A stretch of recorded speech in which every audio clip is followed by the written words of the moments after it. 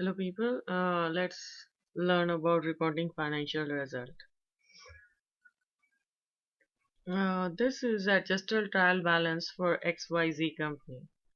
So here the cash of 3,925, account receivable of 75, tools and equipment of 2,650, accumulated depreciation tools and equipment is $50. So all these from my past tutorial you will get if you have watched my accrual and deferral video, you will understand what I'm talking about here. You'll understand the terms which is used in this trial balance. Now let's prepare financial statement for XYZ company. So for the end monthly ending 31st 2003, sales revenue is $750, operating expense and gasoline expense is $50, depreciation expense is $50, expense for truck is $250. So net income becomes 450. 750 minus revenue minus expense makes is 400. 750 minus 350 makes it 400. So net income also appears on the statement of owner's equity. Statement of retained earning. This statement summarizes the increases and decreases in return earning during the period. Business earning minus dividend and business losses. So whatever you earn in your business, you have to decrease the dividend which you pay to your stockholders and the business losses. Statement of retained earning is retained earning, add net income of $400 and then mm, subtract the dividend, whatever amount you pay to your stockholders, you have to subtract it from that, and income minus dividend, or if you have some business losses, you have to deduct it, that amount also, and whatever you get is called the retained earning. Now let's prepare the balance sheet. Balance sheet is like cash, whatever balance cash you have to write that. Account receivable, you have to look at the how much we are yet to receive from the entries we have done before. Is $75. Tools and equipment of 2,650, and as calculated accumulated depreciation in my past tutorial uh, was $50 for the first month, and it became 2,650. For the truck it was 250 for the first month, so it became 14,750. So total asset for the first month is 21,350. So in case of asset, you have to take an account for the cash and the tools and equipment which you bought, or any truck or land you bought. You all the things will be in the asset. You have to subtract all the accumulated depreciation for these things. So for the tools and equipment and truck, or if you have a land or anything else, you just have to subtract those, and then final value whatever you get is the total asset. In the liabilities, you have to find out what are the notes payable, account payable, and then you have to add the total liability, which gives the total liability. In the stockholders equity, you have to add the capital stock and retained earning as calculated before, using the income statement, and in using the income minus the dividend, we got the retained earning. So you add these capital stock and retained earning, whatever comes is the total stockholder equity, and the total liabilities plus stockholder equity should be equal to what we got as a total asset. So this is the way to check if your calculations are correct or not. This is the statement of cash flow. So how do we do it? First, cash flow for operating activities. There are three kinds of things you have to do. For cash flow for operating activities, cash flow for investing activities, cash flow for financing activities. So for operating activities, what we have to consider: cash received from revenue transaction, cash paid for expenses. So for revenue transaction, how much you got?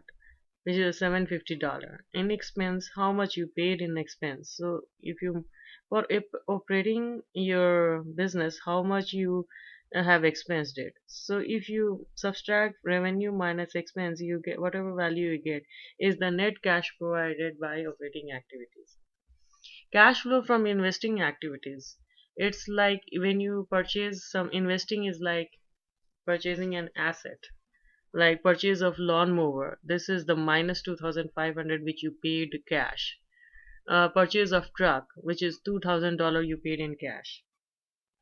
Collection of sale of repair parts, $75. Then payment of repair parts, $150. So net cash used by investing activities. For investment, you use these things. So the final value is minus this much. Cash flow from financing activity. Financing activities is people who invest or you pay dividend, something like that. So investment by owner is $8,000 and dividend you pay cash, so it goes out, so you have to subtract it. So 8,000 minus 200. So net cash provided by financing activity is 7,800. Increase in cash for the month. So you add all these three, whatever value comes is the increase in the cash for the month. So cash balance on May 1st 2003 and cash balance on 31st May 2003 is 3,925. Whenever you make financial statements like balance sheet, income statement, statement of cash flow, etc., you need to write notes. In notes, what you can write: whatever lawsuits are pending, schedule planned closings, governmental investigation, significant events occurring after the balance sheet date, specific customer that count for a large portion of revenue, unusual transaction and related party transaction. So you should make these notes which is unusual and not following the norms. Closing the temporary equity account. Close the revenue account to income summary. The closing process gets the temporary account ready for the next accounting period. So what you need to do, close revenue accounts to income summary. So whatever revenue you have earned, you have to use that revenue and prepare the income statement. Close expense account to income summary. So again, you can subtract the expense from the revenue to get the income summary. Close the income summary account to retained earning.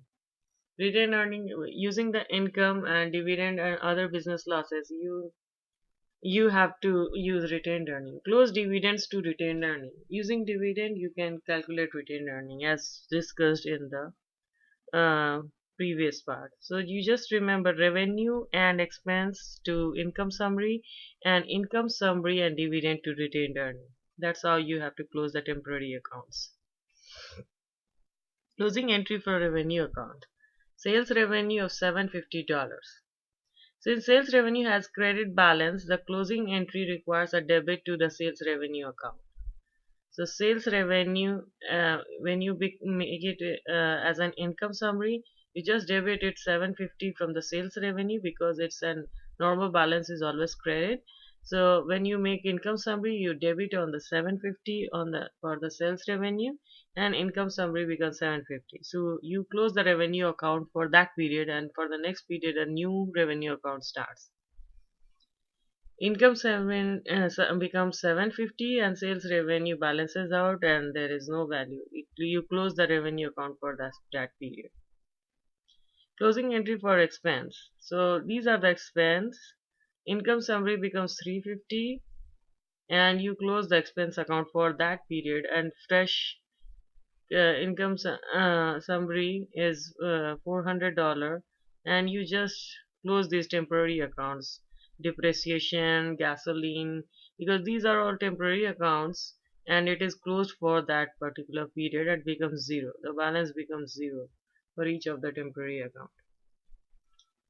Closing income salary has a 400 credit balance. The closing entry requires a debit to income. Income becomes 400 debit and retained earning becomes 400 to close the income summary account. Let's look how it occurs. Income summary, the balance in income summary is 0 and retained earning is 400. So this how closing the income summary account works. Closing dividend account. Retained earning is $200 and dividend is credited with $200. So dividend in the account is closed for that particular period. This is how it works. Dividend is a temporary account for that particular period and it is closed by doing credit entry for dividend, and this 200 is moved to retained earning which is on the debit side, and the final retained earning becomes 200. After closing all the entries made, the trial balance looks like this. The trial balance on the T account, debit and credit side should equal. I have already explained the trial balance before in my tutorial. You can go and refer that if you don't understand what is it. So you just have to write all the uh, asset and liability and retained earning or stockholder equity, and the debit and credit sides should be equal.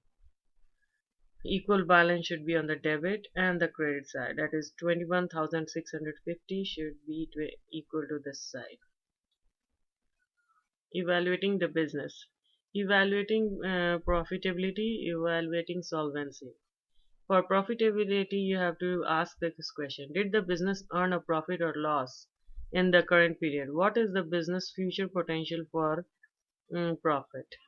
For evaluating solvency, we have to find out, does the business have assets available to pay debts as they are due? Focusing management's attention. Are product lines profitable?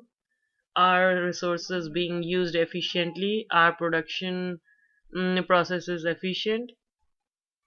Preparing financial statements covering different periods of time. Many companies prepare financial statements at various points throughout the year. Interim financial statements could be monthly, quarterly, or annually. So it depends upon company to company. So, guys, I hope you got some insights on reporting financial results. Subscribe to my channel for more knowledge on accounting and other things. Thanks for watching.